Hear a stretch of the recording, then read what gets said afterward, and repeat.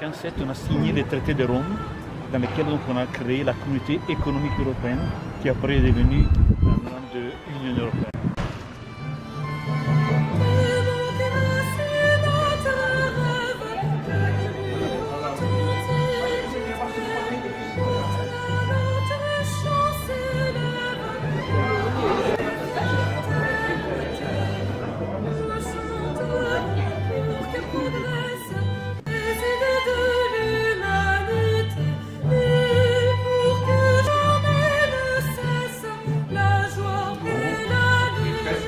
Non-stop jusqu'à la Deuxième Guerre mondiale. Et c'est après la Deuxième Guerre mondiale que 6 pays européens ils ont décidé, au lieu de se battre entre nous, on va s'asseoir autour d'une table et discuter les choses d'une façon tranquille. Ces 6 pays, c'était la France, l'Allemagne, l'Italie, Belgique, Hollande. 751 députés. Après, les conseils de l'Union européenne, ils vont défendre les intérêts de cet État membre du pays. Pourquoi? Parce que c'est les ministres de chaque pays. Imaginez, on va faire un conseil de l'Union européenne sur la pêche. Donc c'est les 28 ministres de pêche de l'Union européenne, un par pays. Les religions en Europe, elles recouvrent à peu près donc, toutes les grandes religions qu'on connaît, peut-être avec une différence fondamentale avec l'Afrique ou avec l'Asie, c'est qu'on a ici en Europe très peu de religions qu'on qualifierait de traditionnelles. Mais sinon, il y a une grande diversité, et cette grande diversité, elle est accentuée par la mondialisation. Et on voit des religions qui sont de plus en plus pratiquées ici en Europe et qui ne sont pas des religions, disons, traditionnelles de l'Europe, c'est-à-dire à la fois le bouddhisme ou l'hindouisme en Angleterre, qui se développent. Et donc ce paysage religieux de l'Europe est en train de changer. L'héritage chrétien et l'héritage des Lumières et l'héritage judéo-chrétien et romain et grec, etc., dans la Constitution. Et on a eu un débat vraiment très intense au niveau européen entre des pays qui disaient bah oui, après tout c'est un état de fait que le continent est un continent qui a une histoire chrétienne. Pas que chrétienne, si on pense à l'Espagne aussi une histoire musulmane, si on pense à la place du judaïsme en Europe aussi une histoire juive. Mais certains États, pas que la France, on a souvent dit que c'était la France, pas que la France, on dit oui mais cette constitution qu'on écrit c'est une constitution pour tout le monde, c'est un document légal, c'est pas un document qui va raconter l'histoire du continent, donc ça n'a pas sa place dans la constitution, et on n'a pas réussi à se mettre d'accord. Donc au résultat dans les traités européens il n'y a pas de référence à cette histoire religieuse du continent, mais dans le traité européen il y a un article 17 qui engage les institutions à maintenir un dialogue avec les organisations religieuses et philosophiques. 180 et quelques députés, vous avez les socialistes qui pèsent à peu près 150 députés, les libéraux qui en pèsent une centaine, ou 110, je crois 108, et les Verts qui en pèsent 75, donc on est le quatrième groupe en importance, mais ce sont les 3 premiers qui ont décidé de former une majorité entre eux. Donc, sur tous ces sujets, nous nous battons plutôt contre les politiques dominantes, autrement. Nous nous sommes interdits d'exporter des déchets électroniques. Mais si on dit que tel ordinateur qui part en Afrique, bourré avec des dizaines d'autres ordinateurs dans une voiture qui est promise à la casse, est un ordinateur de seconde main, c'est pas un déchet. On sait que c'est un déchet, mais on va l'appeler autrement et c'est bon. Et comme ça part vers l'Afrique. Et on sait comment les déchets finissent. Enfin, je veux dire, ceux qui essaient de récupérer des métaux rares, etc., le font avec des métaux en général qui sont hyper toxiques pour l'environnement et pour la santé. Mais évidemment, nous, on ne veut pas savoir ça. Donc nous, on se bat contre ces filières d'exportation pour nous frauduleuses de déchets. Si l'Europe produit des déchets, ben, l'Europe doit traiter ces déchets. Mais donc ça suppose une relation beaucoup plus égalitaire, et beaucoup plus égalitaire, ça veut dire, c'est pas une relation où je dis, je prends et tu prends ce qui reste. Quand moi je suis passé. Ça, c'est pas des relations égalitaires. Mais changer ça, c'est compliqué, parce qu'évidemment, on va vous dire que vous êtes contre la prospérité de nos pays. Mais moi je dis, tous les êtres humains, notre boussole, enfin quand je dis notre, c'est à nous les Verts en politique, et les gens vont dire que j'enfonce des portes ouvertes en disant ça. C'était tout le débat qu'on avait avant la campagne. Quand les gens me demandent, oui mais finalement, vous les Verts, c'est quoi qui vous motive? C'est la planète? Non. Non. Vous savez, si c'était la planète, parce que c'est la planète, On vit dans un univers où il y a des milliards de milliards d'étoiles et autour de beaucoup d'entre elles, il y a des planètes. Et je suis sûr qu'il y a d'autres belles planètes dans l'univers, et beaucoup. Une de plus, une de moins, on s'en fout. Sauf qu'on s'en fout pas, parce que c'est la planète où nous on habite. D'accord?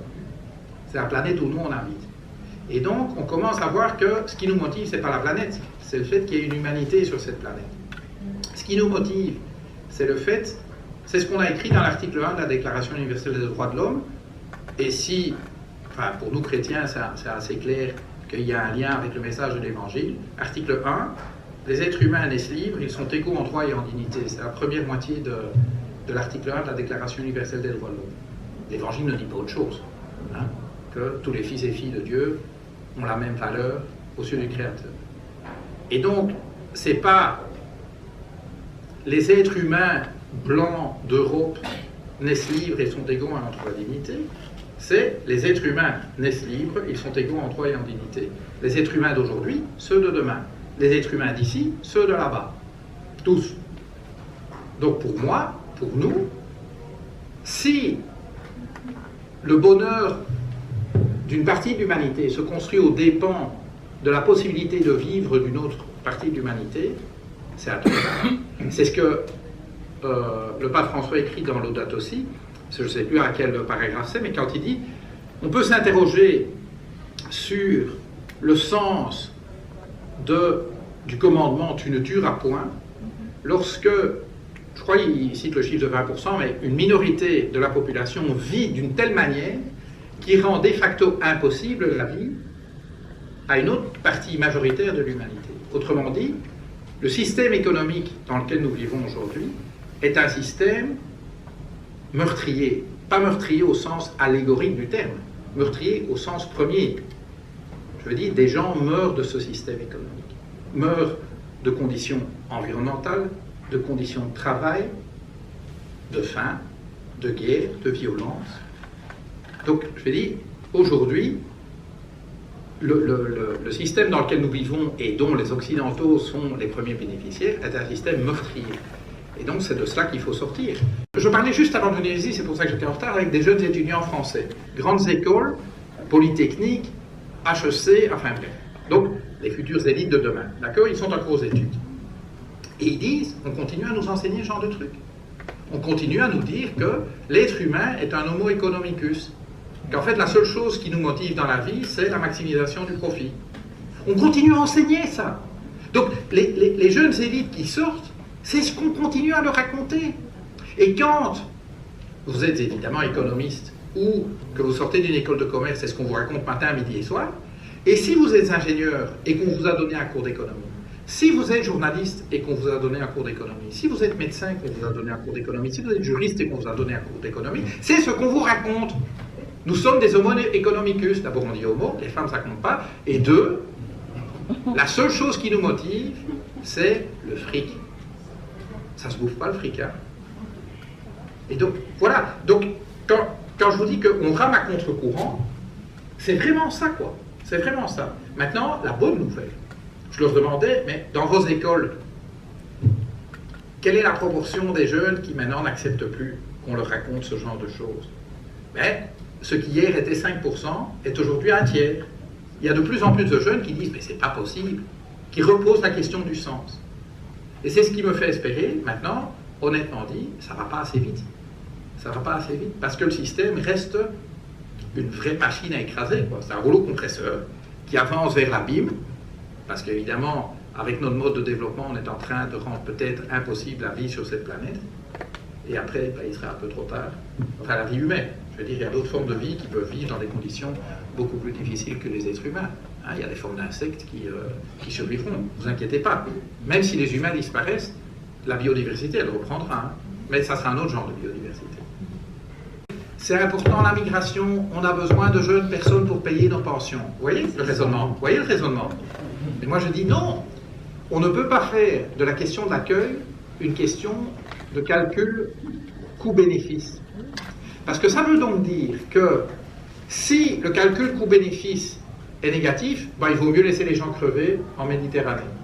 Si le calcul coût-bénéfice est positif, alors il faut les accueillir. Mais non, on se trompe de nouveau parce qu'on monétise la réflexion sur l'asile et la migration. Non, c'est pas ça. La question est une question de dignité humaine.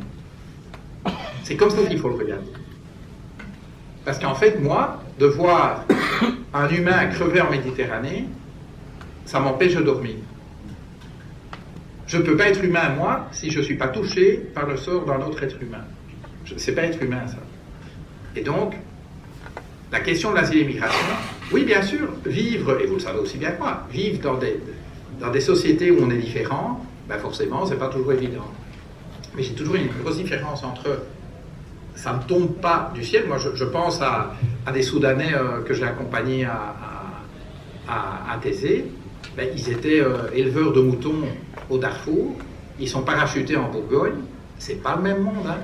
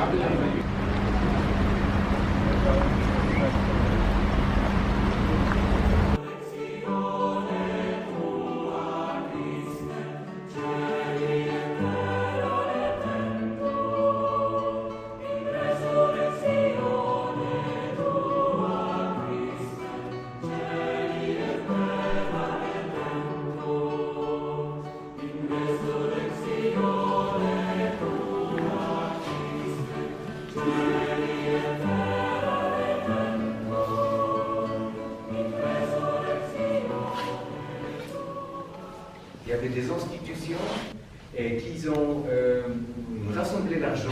C'est un projet assez médiatique à l'époque, il y a 18 ans, parce que la chapelle était réouverte en 2001, septembre, alors on va fêter 20 ans dans un an et demi. Bon, et la Vierge, puis c'est la Maison européenne sur la protection de l'Esprit Saint. Il y a les pays. Et comme il n'y a pas tous les pays qui sont dans l'Union, et comme il est déjà assez âgé, les tableaux, les reliefs, il y a encore des places. Vous voyez, alors ça,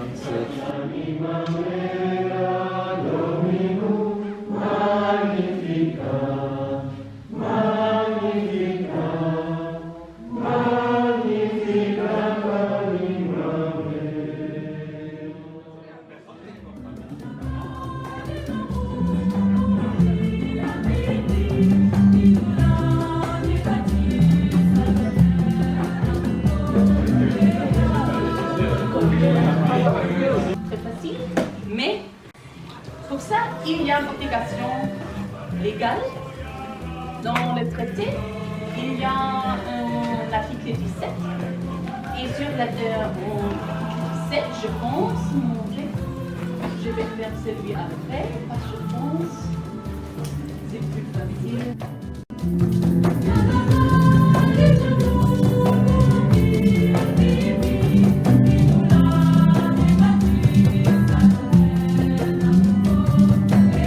Donc, la mission principale de EIFJN, c'était d'établir des ponts en relation entre l'Afrique noire, l'Afrique subsaharienne et l'Europe. Les Français qui travaillent en Europe pour promouvoir la justice.